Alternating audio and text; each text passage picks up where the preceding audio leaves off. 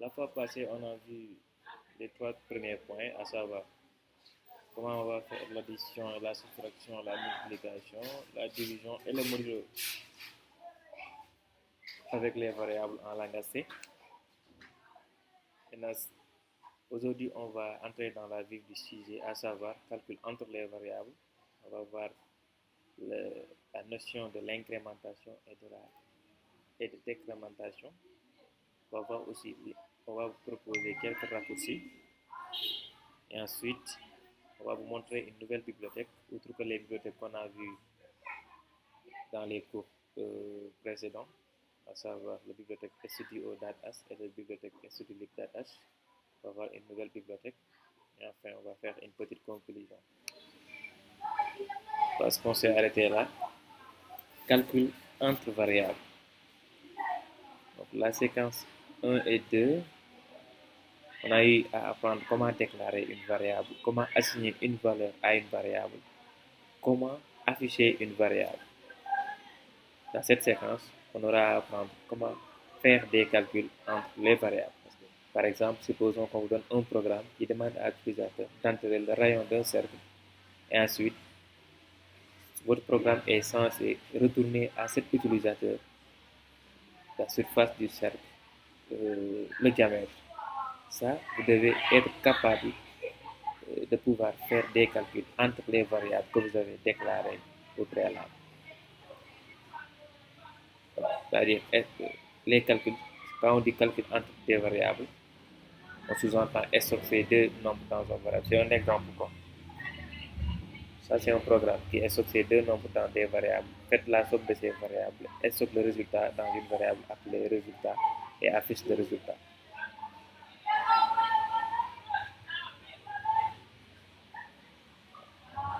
Imaginez cette qui est là, cette programme.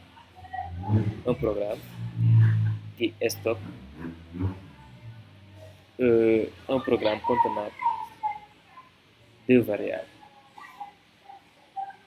Ces deux variables stockent deux nombres et le résultat dans une variable appelée résultat. A, on dit stocker deux nombres dans des variables. On sous-entend qu'on a deux variables différentes et chaque variable va contenir un nombre. Faites la somme de ces variables. Maintenant, pour faire cette somme-là, je vous l'avais dit hier, on ne peut pas venir directement au niveau de l'initialisation faire la somme. C'est bien possible, mais ce n'est pas bon de faire ça. On vous demande de créer une autre variable nommée résultat et c'est là-bas que vous allez faire la somme. Et en faisant la somme, vous n'allez pas utiliser les chiffres, utiliser les noms des variables qui stockent ces chiffres. Afficher le résultat au calcul à l'écran. Donc, je vous montre tout ça.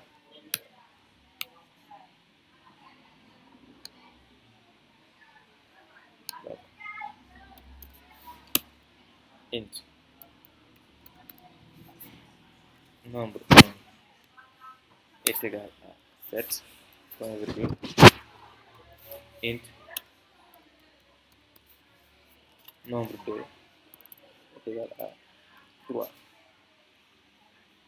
Voici la déclaration et le stockage des variables. Donc là, on a répondu à la première question, à savoir stocker deux nombres dans des variables. Faites la somme de ces variables. Pour faire cette somme, comment on va faire cette somme? On stocke le résultat dans une variable appelée résultat. Donc là, on déclare notre première variable int résultat est égal à, on va utiliser ces chiffres, mais les variables qui stockent ces chiffres, c'est nombre 1 plus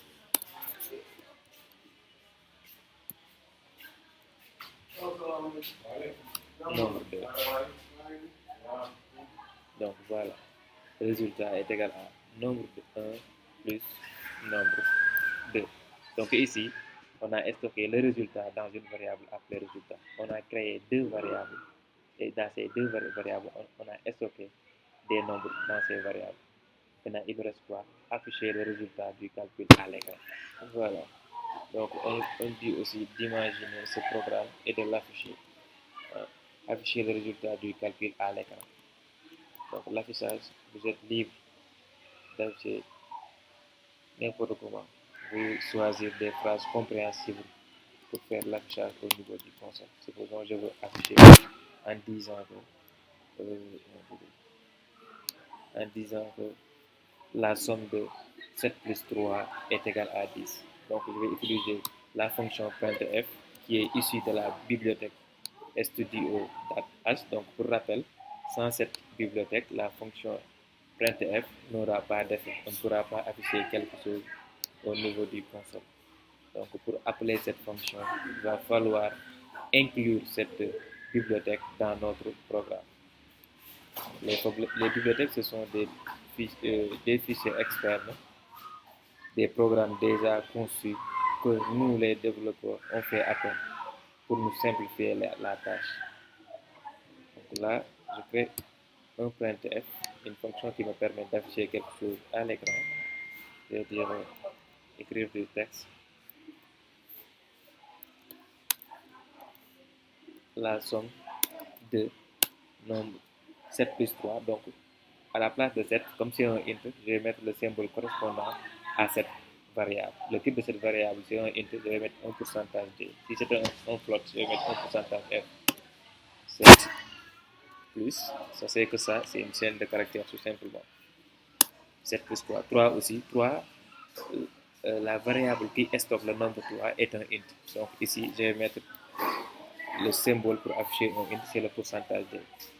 Donc pour dire clairement à la machine que cette première symbole correspond à nombre 2 et cette deuxième symbole correspond à nombre 2, cette première symbole correspond à nombre 1 et cette deuxième symbole correspond à nombre 2, pour indiquer ça à la machine, on va venir après les guillemets 1 virgule et écrire les noms des variables qu'on va utiliser au niveau des après la virgule à l'intérieur de printf. Donc, veuillez à mettre les noms des variables à leur place. Si par exemple ici, vous mettez nombre 2 à la place de nombre 1, ça c'est que lors de la sortie, vous n'aurez pas ici par exemple 7, vous aurez 3. Parce que là, le navigateur va comprendre qu'à cette place qui correspond aux premiers emplacements, c'est le nombre 2 que je devais afficher ici. Donc le nombre de symboles ici correspond au nombre de variables. Donc on va faire un retour à la ligne pour permettre d'emplir notre.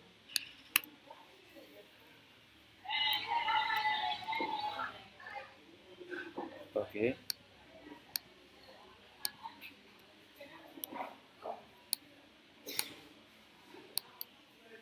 On ouvre notre programme.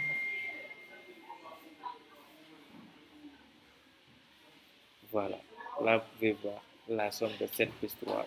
Donc, ça nous reste 7 plus 3. On va mettre la somme de 7 plus 3 égale 10. Donc, pour le faire aussi, égalité et une troisième variable qui sera un int. Résultat, le type c'est int. Donc, ici, c'est un pourcentage d. Un pourcentage d. Donc, on aura ici une troisième variable, vu qu'on a trois symboles, donc une troisième variable qui est cette variable qui correspond à quoi? À cette variable résultat. Donc ici, nous aurons un virgule et un résultat. Le résultat là correspond à cette variable. Il stocke la somme des deux nombres. Donc là, on peut renaître à nouveau pour voir. La somme de 7 plus 3 est égale à 10. Donc là, vous êtes en train de faire le calcul entre les variables. Donc ici, on va voir ce qu'on appelle l'incrémentation et la décrémentation.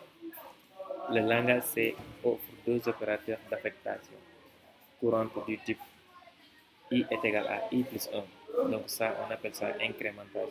L'incrémentation, c'est le fait d'ajouter 1 à la valeur du variable. La décrémentation, c'est le contraire, c'est le fait de retrancher 1 à la valeur de la variable. Donc ici, I est égal à I moins 1, on retranche 1 à la variable. I est égal à I plus 1, on ajoute 1 à la variable. Donc cette façon d'écrire là peut être remplacée par I++ ou I moyen moyen. On écrira alors I++ ou I moyen. I++ c'est incrémente la valeur de I à 1. Supposons on a deux variables, une variable nommée I et une variable nommée J. On a deux variables, int I égale 0, int J égale 0. On initialise à nos variables. Chacun est égal à 0.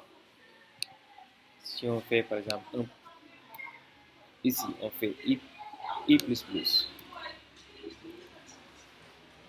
on fait I++. Qu'est-ce que cela veut dire? Cela veut dire que ici I qui était égal à 0 et maintenant est égal à 1. Donc on montre ça pour que vous ayez un aperçu.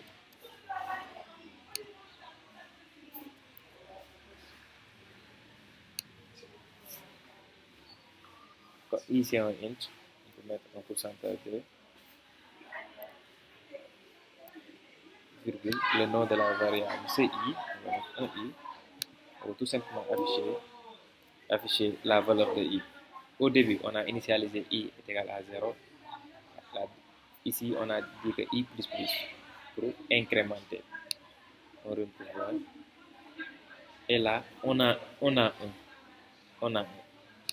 Supposons aussi, on augmente un autre I++. On a deux I++.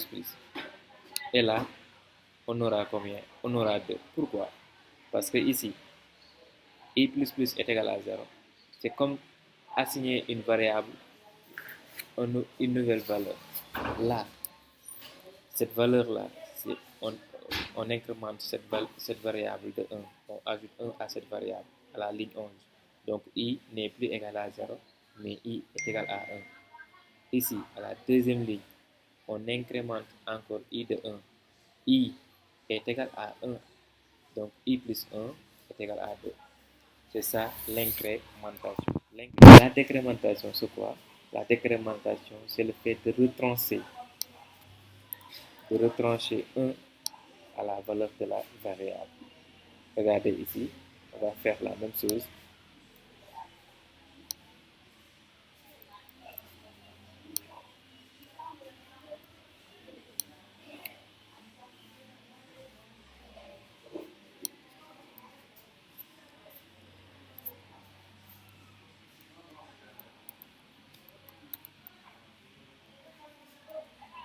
Ça, c'est l'incrémentation. Ici, on va voir la décrémentation.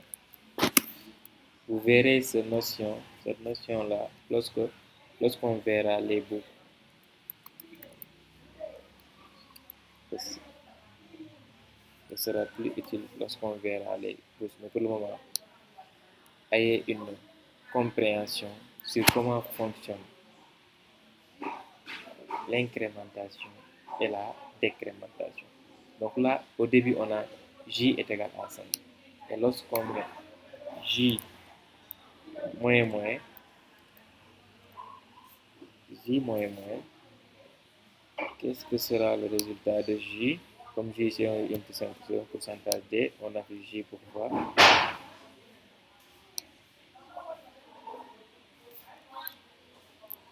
On a fait J pour voir. Le résultat, G4. Et ici, au début, la valeur de J était 5. Et quand je fais J moins moins, que fait le programme? Il décrémente 1 à la valeur de J. Donc J est égal à 4 désormais. Et là, on aura 3. Pourquoi? Parce qu'il y a deux décrémentations. Ici, on décrémente ici de 1 à J, ici devient 4. Encore une fois, on décrémente 1 à J, c'était 4, et maintenant il devient 3. Donc c'est ça la notion de décrémentation. I++ incrémente la valeur I de 1, I moins moins décrémente la valeur J J moins moins décrémente la valeur J de 1. Les raccourcis. Donc, on vous apprend quelques raccourcis pour que votre code là soit beaucoup plus court. Il existe des raccourcis qui fonctionnent sur le même principe pour toutes les opérations de base, à savoir l'addition, soustraction, multiplication, division et le modulo. Cela permet d'éviter une répétition du nom d'une variable sur une même ligne.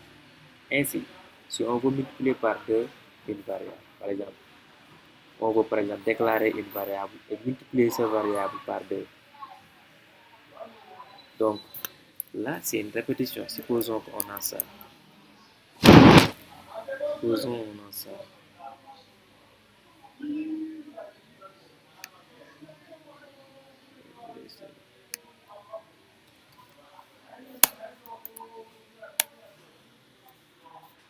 On a NBR est égal à 4. Et on veut multiplier ce 4-là par 2. Le nombre là, on veut le multiplier par 2. Qu'est-ce qu'on va faire? Au lieu de créer une autre variable, donc on peut faire ça. Nombre est égal à, on prend le nombre. Nombre fois 2. Ça, on prend la variable et on lui assigne une opération. Vous voyez que ici, il y a une répétition entre le nom de la variable. Nombre est égal à nombre fois 2. On aura 4 forcément. Je vous montre en print. 4 fois 2 est égal à 8. On aura ça. Pourcentage de MBR.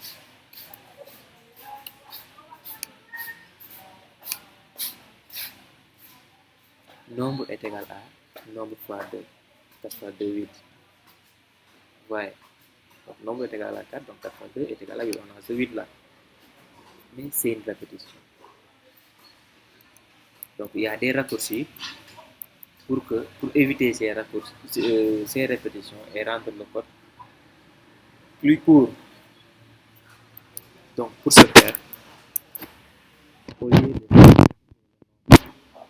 on va utiliser le signe de l'opération qu'on veut faire, suivi de égal.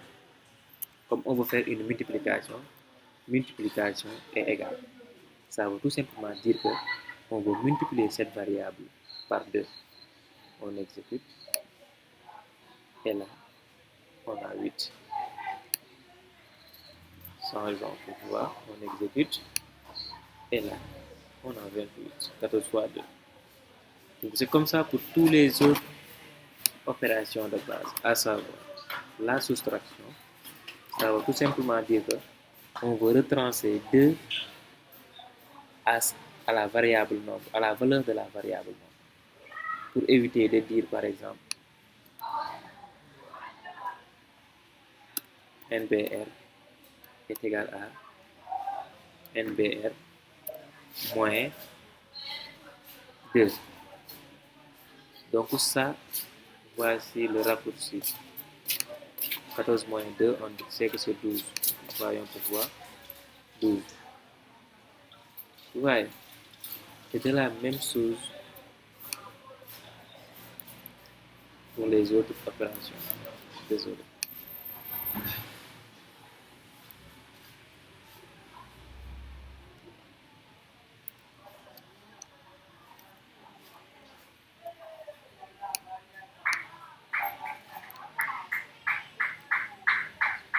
Pour l'addition, on fera plus égal. Pour éviter de dire NBR est égal à NBR plus 2. On aura 14 plus 2 qui est égal à 16. Pour la multiplication aussi, je l'avais tenté, mais je vais répéter quand même.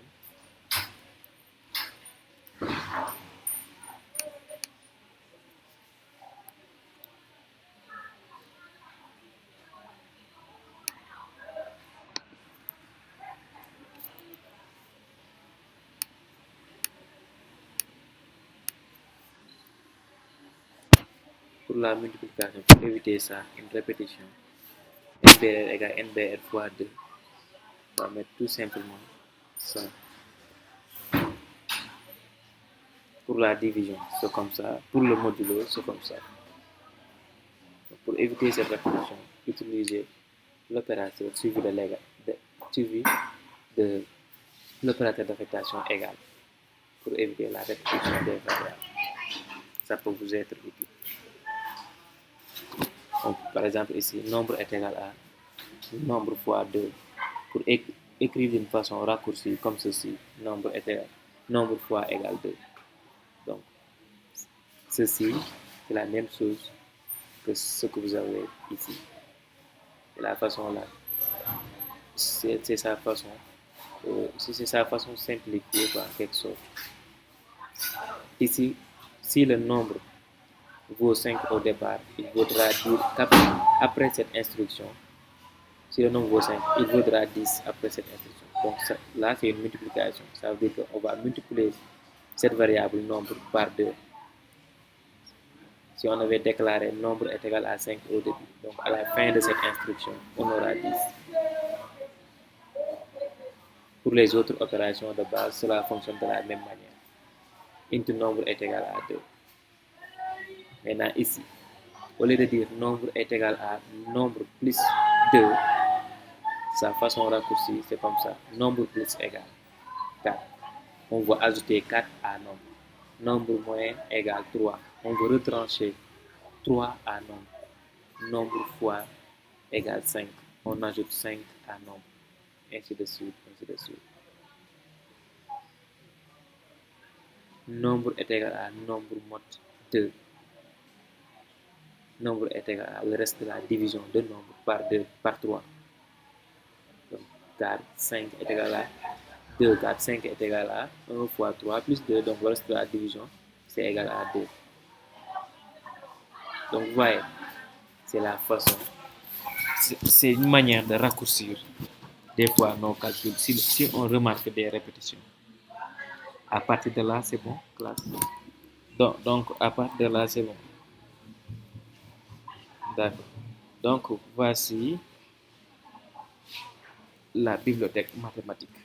Donc, c'est une bibliothèque qui nous permet de faire d'autres opérations outre que les opérateurs standards qu'on a, à savoir la multiplication, la division, l'addition, la soustraction. Les bibliothèques sont des ensembles de fonctions toutes prêtes. C'est des fonctions qui ont été écrites par des programmeurs. Elles nous évitent de quelque sorte d'avoir à réinventer la roue à chaque nouveau programme. D'avoir à réinventer, par exemple, la fonction qui nous permet de calculer les racines carrées, ou bien d'avoir à réécrire à nouveau la fonction qui nous permet de calculer l'exponentielle. Ouais, ça c'est un travail fastidieux, mais les développeurs ont fait ça pour nous. Ce que nous devons faire, c'est juste appeler la bibliothèque concernée et appeler la fonction qui appelle cette fonction qui permet de faire ce que nous voulons. Vous voyez, comme nous l'avons fait avec la fonction qui permettait d'afficher quelque chose au niveau du console, nous n'avons pas créé cette fonction. On a seulement inclus la bibliothèque qui stocké ce programme-là, ce programme qui permet d'afficher quelque chose au niveau du console, et on a appelé une de ces fonctions. Donc, une bibliothèque stocke en quelque sorte plusieurs fonctions et on les appelle pour les réutiliser à tout moment. Donc, on a utilisé le printf, c'est une fonction issue de la bibliothèque studio.s, de la même chose que le scanf. Mais il existe une autre bibliothèque qui contient de nombreuses fonctions mathématiques toutes prêtes, à savoir la math.h. Donc, des calculs mathématiques beaucoup plus poussés, vous avez forcément besoin de cette bibliothèque. Vous ne pouvez pas calculer les racines carrées d'un nombre sans cette bibliothèque. C'est impossible. Il est nécessaire en C de faire appel à ces bibliothèques et d'utiliser les fonctions issues de cette bibliothèque pour pouvoir calculer les racines carrées. Vous ne pouvez pas, par exemple, calculer l'exposant d'un nombre, la puissance d'un nombre, sans pour autant utiliser cette bibliothèque. Donc, cette bibliothèque, c'est pour des calculs beaucoup plus poussés par les calculs standards. Donc, en effet, les 5 opérations de base que nous avons vues sont loin d'être suffisantes. Donc, vous avez eu à faire terminal. Donc, addition, soustraction, la multiplication, division, modulo. Il faut faire la calculer. Par exemple, on peut faire 2 puissance en C calcule un simple carré sans cette bibliothèque, car l'ordinateur ne comprendra jamais, à moins que vous lui expliquiez en lui indiquant la bibliothèque mathématique. Pour pouvoir utiliser les fonctions de la bibliothèque mathématique, il est indispensable de mettre la directive de préprocesseur suivant en haut. Donc voici comment on appelle les bibliothèques, les librairies, include, dièse, include, math.h. Donc, si votre programme nécessite de calculer des, des opérations beaucoup plus avancées, il vous faut impérativement cette bibliothèque. Et pour l'inclure dans votre programme, voici comment vous allez procéder. Include math.h. Donc là, dans notre programme, on a besoin de cette bibliothèque. C'est ici tout en haut. On va mettre dièse include math.h. Donc là, on a fait appel à une bibliothèque qui nous permettra de pouvoir calculer, par exemple, la racine carrée d'un nombre, ou bien de pouvoir calculer, par exemple, l'exposant d'un nombre, la puissance d'un nombre. Sans cette bibliothèque, calculer ce que je viens de citer là serait impossible. Ne serait pas impossible, mais serait difficile à faire parce qu'on serait obligé de créer nous-mêmes la fonction qui nous permettra de calculer ça. Et ça, c'est un gain de temps.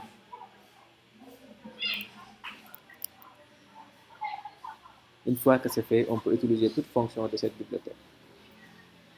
Donc, je vous donne par exemple quelques exemples sur, supposons par exemple, c'est un programme qui demande à l'utilisateur de lui donner un nombre et le programme lui retourne le racine carrée de ce nombre. D'abord, pour demander à l'utilisateur, on a besoin de la fonction printf pour afficher quelque chose. Okay. Je vais écrire un nombre. Veuillez saisir un nombre dont vous voulez connaître le racine carrée. Printf. Donc printf, sans cette bibliothèque aussi, sans la bibliothèque, sans cette bibliothèque, studio.h, afficher du texte au niveau du console serait impossible, voire même difficile à faire. Donc printf, je vais dire à l'utilisateur de ce programme, veuillez saisir un nombre.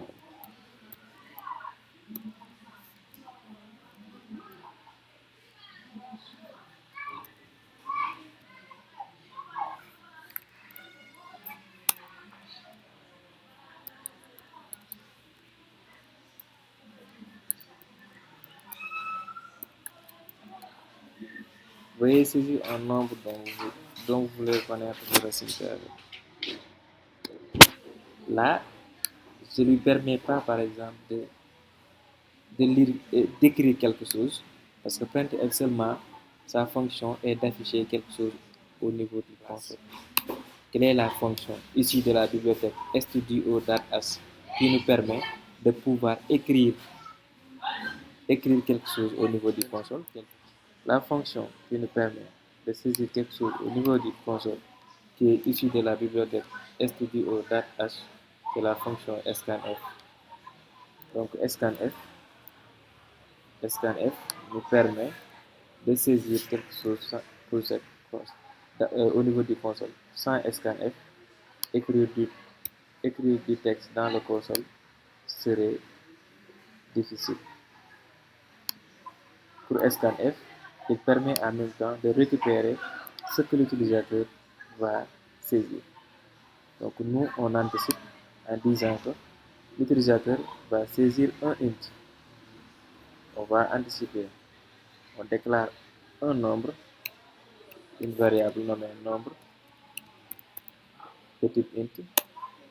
Voilà, on peut l'initialiser à 0. Pour le moment, il est stock 0.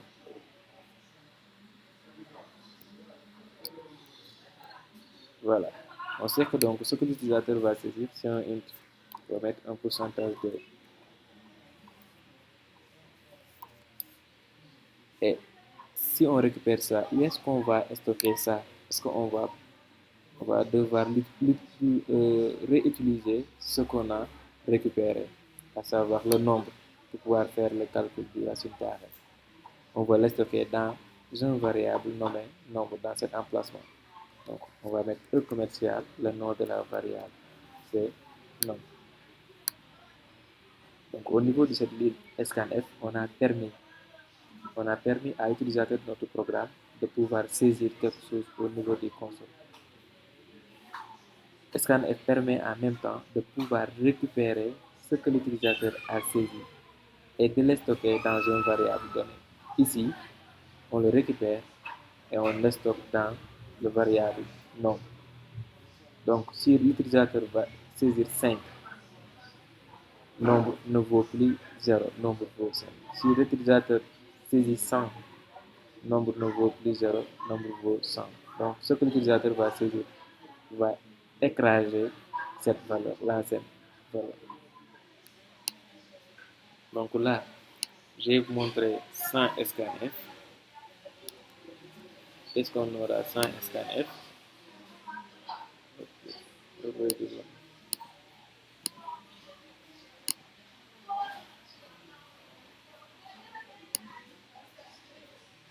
100 scanf, on a veuillez saisir un nombre dont vous voulez connaître le résultat et le programme s'arrête.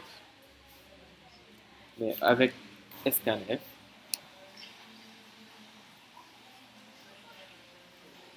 ici avec scanf, on a un clignotant. Donc sans scanf, nous n'avions pas ça. Avec scanf, on a ça. Veuillez saisir un nombre dont vous voulez connaître le racine carrée et on a un clignotant ici. On a un clignotant ici. Veuillez saisir un nombre dont vous voulez connaître le racine carrée et on a un clignotant ici. On va saisir 25 et là le programme s'arrête. Là le programme s'arrête. Donc, on a récupéré ce que l'utilisateur a saisi. Maintenant, on veut de telle sorte que après que l'utilisateur ait saisi quelque chose, on récupère, on calcule le racine carrée. Donc, pour pas calculer le racine carrée, on crée une autre variable nommée, par exemple, racine carrée. Int rc est égal à, donc la fonction qui nous permet de calculer une racine carrée, le racine carrée c'est sqrt. sqrt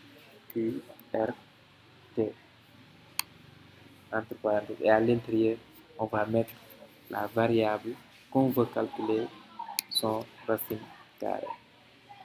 C'est quelle variable? Ici nombre.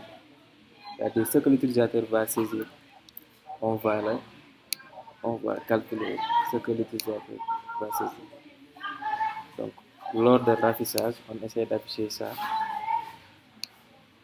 En notre printf, pour afficher par exemple, on dit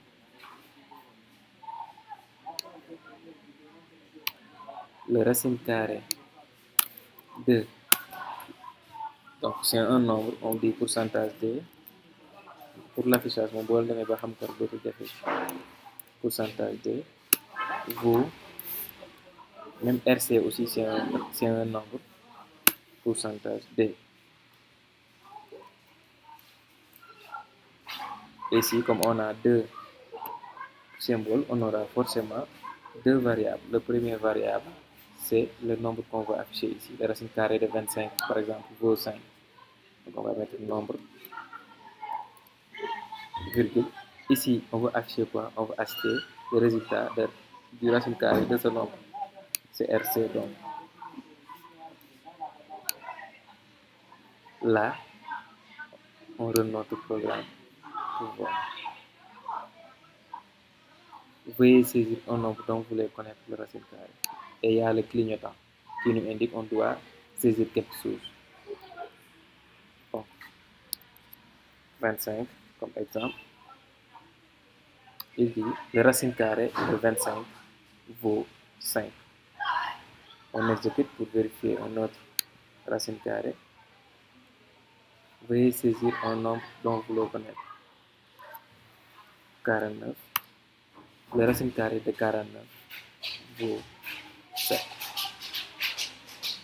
Vous voyez, donc la fonction SQRT issue de la bibliothèque mathdash nous permet de calculer les racines carrées d'un nombre.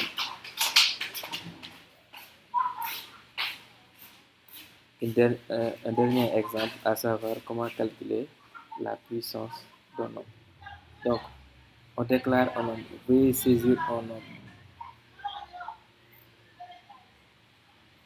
Veuillez saisir un nombre. On demande à l'utilisateur de saisir. On lui demande le nombre.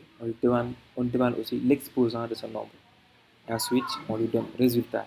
Par exemple, on demande veuillez saisir 2.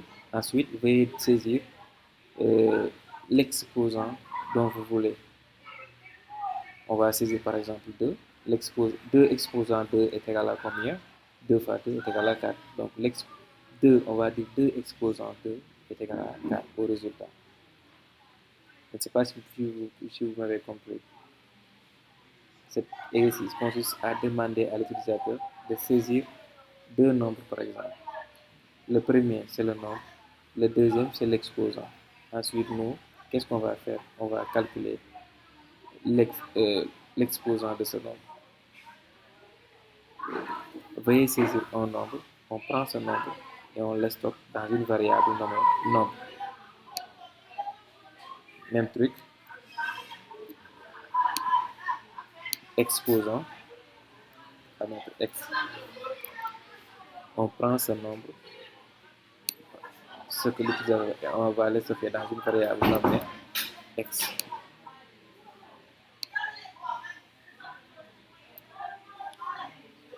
Veuillez saisir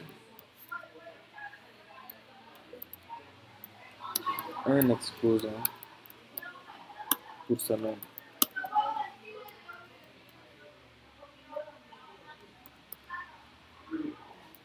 D'abord, on run le programme pour qu'on puisse.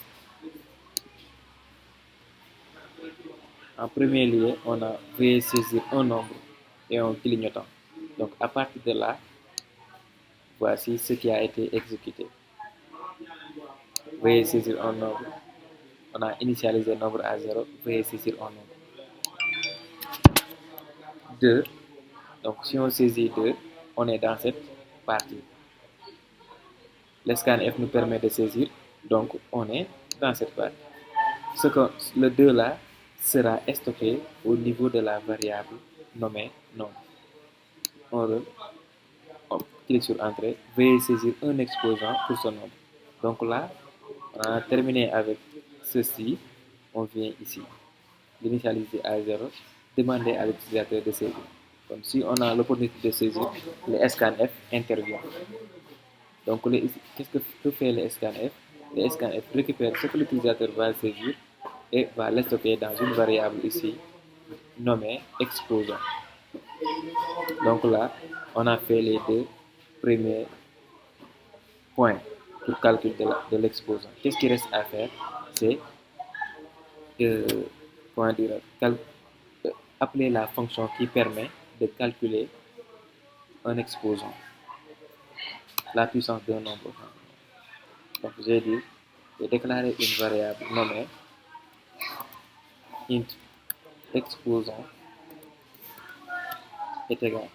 Donc, la fonction ici de la bibliothèque mathdash qui nous permet, par exemple, de calculer la puissance d'un nombre, c'est quoi? C'est POW. P-O-W. Et POW prend deux arguments, à savoir le nombre et son exposant. Donc ici, le nombre, c'était quoi? C'était variable nombre. Virgule. L'exposant, c'était quoi? était cette variable x.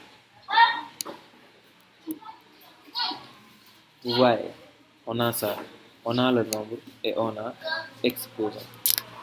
Donc pour afficher ça, on a besoin d'un printf. On va dire que l'exposant de le nombre qui a été saisi, voilà, 2 exposant 2, ou 2 à la puissance 2.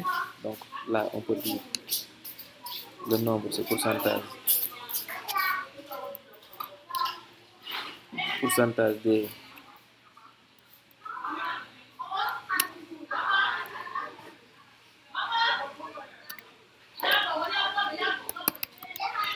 à la puissance. Donc exposant B aussi, c'est un int, donc pourcentage de 1 à la puissance, par exemple 2 à la puissance 2 vaut, on va mettre comme exposant aussi, c'est un int, on va mettre pourcentage D, naturellement. Et ici, on place les virgules et on place non variable. Ici, le pourcentage D correspond à nombre. Le premier symbole correspond à nombre. On a nombre ici. Le second symbole correspond à x. On a x ici. Et le troisième correspond à exposant. On a exposant.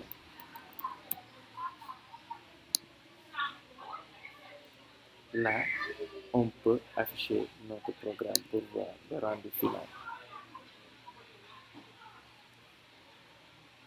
On aura, veuillez saisir un nombre. Je vais mettre 2. Veuillez saisir un exposant pour ce nombre. Je vais mettre 3. Là, il me dit la puissance 2 à la puissance 3 vaut 8. C'est vrai, parce que 2 à la puissance 3 égale 2 fois 2 fois 2. 2 fois 2, 4. 4 fois 2, 8. Veuillez saisir un nombre, je vais mettre 5. Veuillez saisir un nombre. Au lieu d'entrer, j'ai exécuté. Je vais mettre 5. Veuillez saisir un exposant pour ce nombre, je vais mettre 3. 5 à la puissance 3 vaut 125. Parce que 5 fois 5, c'est 25. 25 fois 5, c'est 125. Donc, c'est ça pour calculer une puissance et pour calculer l'exposant d'un nombre. Pour calculer la puissance, on a besoin de la fonction puissance, on a besoin de la fonction pow qui prend 2 arguments, à savoir le nombre et son exposant. Pour calculer les racines carrées, on a besoin de la fonction sqrt qui prend un seul argument, à savoir le nombre qu'on veut calculer, qu'on veut trouver son racine carrée. Classe, est-ce qu'à partir de là, c'est bon? D'accord. Donc, c'est bon. Et je pense que c'est ce qui met fin à la séance d'aujourd'hui.